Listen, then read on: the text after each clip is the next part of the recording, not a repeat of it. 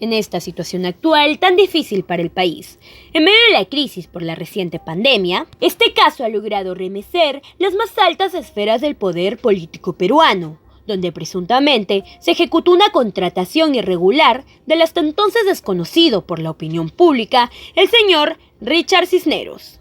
Dicho personaje fue contratado para la realización de charlas motivacionales de manejo interno en el ambiente laboral, entre otras actividades realizadas para el Ministerio de Cultura. Esto inició una vertiginosa guerra entre poder legislativo y ejecutivo que a grandes rasgos funcionó como el detonante para la tan discutida y criticada vacancia presidencial. Además, el caso puso sobre la mesa muchos temas a discutir, como la extraña y cercana relación entre Cisneros y el expresidente Martín Vizcarra, que incitó a la suspicacia de todos los frentes, provocando algunas acusaciones penales como colusión, tráfico de influencias o negociación incompatible, según refieren los representantes del Ministerio Público y el ex procurador anticorrupción Iván Montoya Vivanco. En el marco de las investigaciones preliminares, la filtración de una fotografía comprometedora del mencionado personaje, muy alegre junto al ex mandatario Martín Vizcarra, azuzaba las sospechas de que esta contratación se debió aparentemente por la cercanía, concluyendo de este modo en otro caso de nepotismo y corrupción a la que nuestros políticos están acostumbrados. Acto seguido, se hicieron públicos los depósitos en las cuentas de Cisneros por concepto de honorarios de éxito con cifras de escándalo, para una persona sin la debida preparación académica y profesional que la justifique, causando indignación de un grueso sector de los opositores del gobierno. Pero, ¿quién es Richard Javier Cisneros Carvadillo? Richard Cisneros, o más conocido en el ambiente artístico como Richard Swing, se encuentra bajo la lupa en una investigación fiscal debido a que se difundiera en un medio de comunicación el contrato que cerró con el Ministerio de Cultura, donde se indica que cobró 30.000 soles por concepto de realizar charlas de motivación, inclusive durante el estado de emergencia debido al COVID-19. En dichas conferencias, de las cuales se tuvo conocimiento específico debido a filtraciones, era evidente la falta de experiencia, preparación y conocimiento de temas básicos como la gestión y manejo de recursos humanos en entidades públicas y privadas, además de la ausencia de fundamentos que respalden o justifiquen los altos costos por honorarios que percibía por cada una de estas ponencias.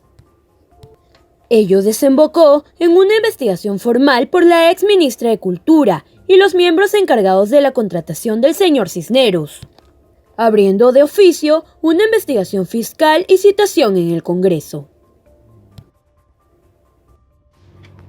Como consecuencia, por todo lo expuesto, se realizó la intervención en las oficinas administrativas del Ministerio de Cultura y de la Secretaría General de Palacio de Gobierno, comprobando de este modo 9 depósitos por un monto total establecido de 175.400, en la cual se resalta el contrato firmado para la realización de las famosas charlas de motivación, con el objeto de mejorar el rendimiento de los trabajadores que prestan servicios en la cartera ministerial de Cultura. La opinión pública y los índices de aprobación que mantenía el Ejecutivo encabezado por el expresidente Martín Vizcarra se vieron afectados de forma significativa, a pesar de que para un gran sector de la población venían manejando de manera muy eficiente el respectivo periodo. ¿Y qué delitos se habrían cometido? En los primeros resultados de investigación preliminar a cargo del fiscal coordinador nacional de las Fiscalías Anticorrupción del Ministerio Público, Omar Tello afirmó que todo esto se trataría de un delito de colusión o negociación incompatible y enfatizó la realización de actos indagatorios que nacen de una contratación sospechosa. En cuanto a los delitos que ha cometido el señor Richard Cisneros, se habla mucho de lo que es la negociación incompatible y también los delitos de colusión agravada. En este caso, la Fiscalía ya ha empezado las investigaciones indagatorias en base a lo que es colusión agravada. El delito de colusión agravada habla sobre las contrataciones, ¿no?, del Estado, del ente público, ¿no?, y de cómo estas contrataciones, estos funcionarios toman estas contrataciones para beneficiarse o beneficiar terceros. El delito de colusión agravada se encuentra tipificado tipificado en el artículo 384 en el segundo párrafo. Y este delito nos dice de que la pena es no menor de 6 ni mayor de 15. Entonces, según lo que ha explicado la Fiscalía, estarían planeando, bueno, en la parte acusatoria, estipular la pena mayor, que serían 15 años. El gobierno afrontó su crisis política más grave en los últimos años. La mañana del jueves 10 de septiembre, Edgar Alarcón presentó ese día 3 audios que causaron un revuelo político en el entorno más cercano del presidente Martín Vizcarra. Pues en este referido material sonoro se ponía en evidencia que el presidente sí conocía a Richard Cisneros y mantuvo repetidas reuniones con él. En los audios filtrados se evidenció, entre otras cosas, una conversación donde se afirmaba que el presidente estaría pagando a los abogados de Cisneros. Otro de los audios reveló una conversación entre el exmandatario con su asistente del despacho presidencial, Karen Roca, quienes venían coordinando las respuestas y las versiones para no ser descubiertos por los fiscales de turno a cargo del caso. El cantante Richard Cisneros, junto con los implicados Karen Roca y Miriam Morales, exfuncionarias, fueron intervenidos el viernes 2 de octubre a las 10:20 de la mañana, luego de que fuese aprobada su prevención preliminar por el Ministerio Público. La Fiscalía de la Nación indicó el proceso de petición de prisión preventiva, mientras las investigaciones avanzaban para evitar algún intento de fuga del país de los investigados. Los detenidos fueron llevados por los agentes de la DIVIAC hacia la prefectura de Lima para poder realizar sus alegatos en presencia de su abogado de ley y cumplir con los protocolos que la Constitución establece para cualquier presunto caso de corrupción. Se concluyó que pasaría 7 días en la unidad policial de forma preliminar. Richard Cisneros fue llevado la mañana del 9 de octubre a su casa, ubicada en San Isidro. Finalmente, el Poder Judicial programó para el lunes 12 de octubre una audiencia para analizar el pedido de prisión preventiva por 9 meses, presentado por la Fiscalía en contra de los involucrados. Sin embargo, por diversas razones, la audiencia se reprogramó para el día 21 de octubre, llegando ese día a la decisión de negar el pedido de prisión preventiva hacia los involucrados. La mañana del 9 de noviembre, Vizcarra presentó sus descargos ante el Congreso.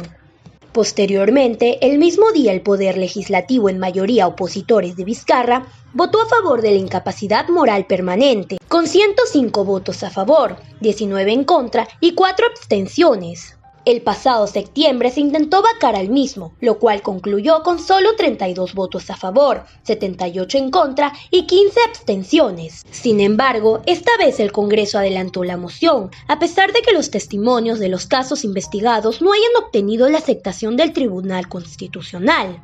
Esto, a opinión de los expertos, evidenciaba una especie de plan estratégico para el retiro de funciones al presidente Martín Vizcarra. Tras ser vacado, Martín Vizcarra pronunció un mensaje a la ciudadanía esa misma noche, donde expresaba su malestar y lamentó las decisiones que tomó el Parlamento, indicando que se sometería a todas las investigaciones pertinentes por parte del Poder Judicial.